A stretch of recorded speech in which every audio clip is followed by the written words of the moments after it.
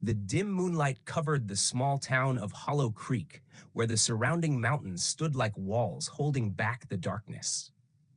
Michael, a young man living alone on the outskirts, was cleaning the old family house to prepare for winter.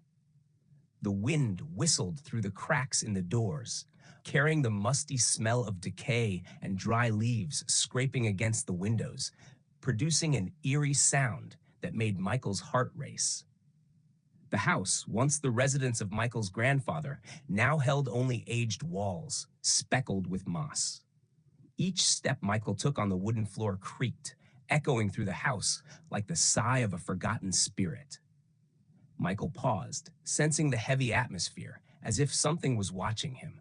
He opened the basement door, a place his grandfather had warned him never to enter. The space below was pitch dark, illuminated only by the faint light of the flashlight in Michael's hand. The scent of damp earth and rotting wood hit his nose, causing him to frown. A shiver ran down his spine as he noticed strange symbols carved into the walls. Symbols his grandfather had once mentioned as ancient curses. Michael's breathing was steady, yet suddenly a gust of cold air swept through the basement, extinguishing the flashlight. Thick darkness enveloped him, and from somewhere, a whisper echoed, "Michael? Michael." The voice seemed to come from the walls themselves, from the shadows, chilling him to the bone, making him want to scream but unable to produce a sound.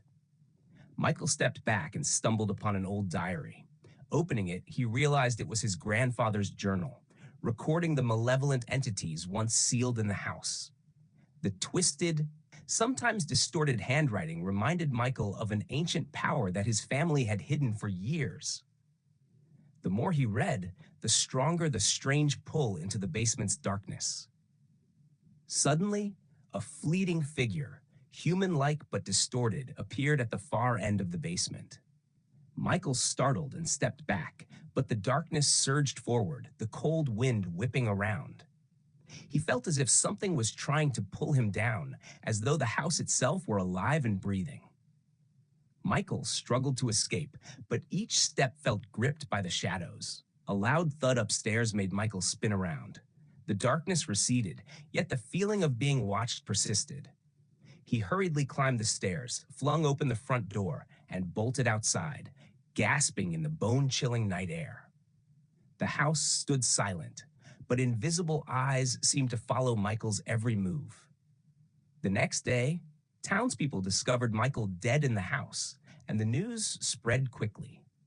Whispers about the old curse, about the house that would never find peace, circulated among them.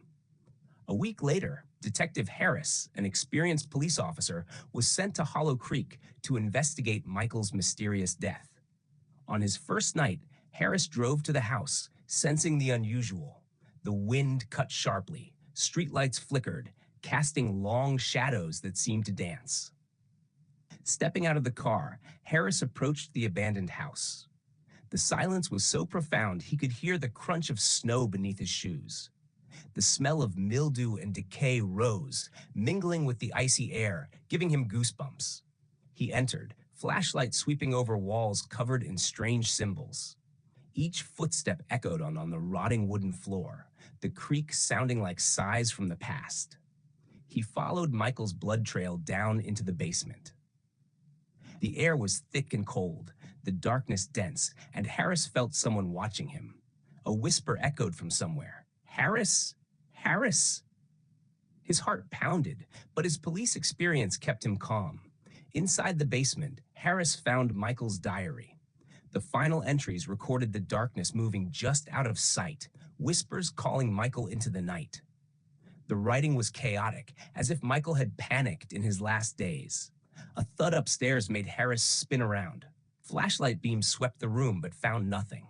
The air seemed to thicken, and Harris felt the shadows pressing in with each step. He proceeded to Michael's bedroom. The door was ajar. The curtains fluttered lightly despite the lack of wind. On the bed, a pale figure appeared, eyes wide open. Not Michael, but another entity, an ancient ghost manifested. A whisper sent chills down his spine. "Leave, before it finds you." The entity lunged, Harris fired, but bullets passed through empty air.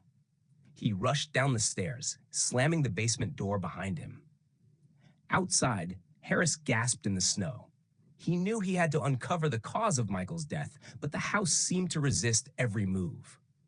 In the following nights, Harris set up an observation post near the house, monitoring the darkness. Each night, he saw fleeting shadows, heard whispers, felt the powerful presence watching. One night, with heavy snow falling, Harris returned to the house, entering the basement with his flashlight. The musty smell, the dense air engulfed him. He discovered a secret compartment behind a loose brick containing ritual objects, candles, and a small statue. The space seemed alive, pulling him back, testing his courage. A gust extinguished his flashlight, darkness surrounding him. Whispers spoke softly of vengeance, pain, and Michael's imprisoned soul. Harris read aloud the final lines of the diary. The shadows receded, allowing him to escape.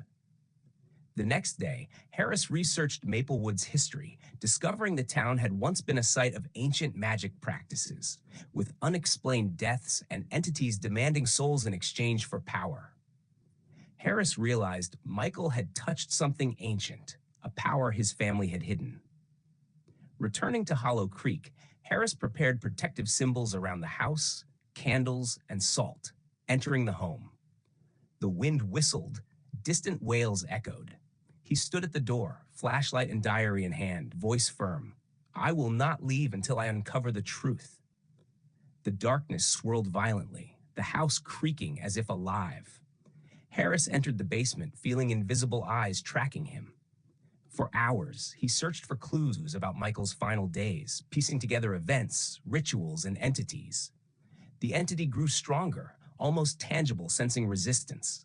A sharp pain hit his chest, darkness encircling him. Harris read aloud the diary's final lines.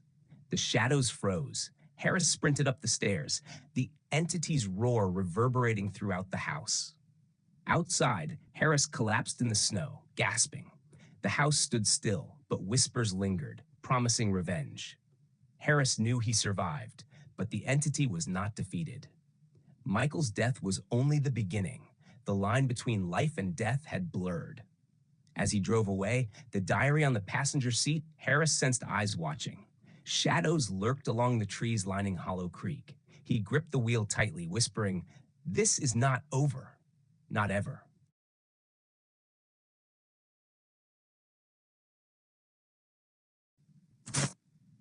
What do you think will happen next?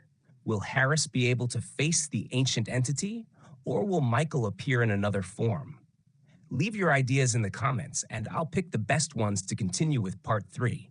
Don't forget to like and follow so you won't miss the upcoming chilling episodes.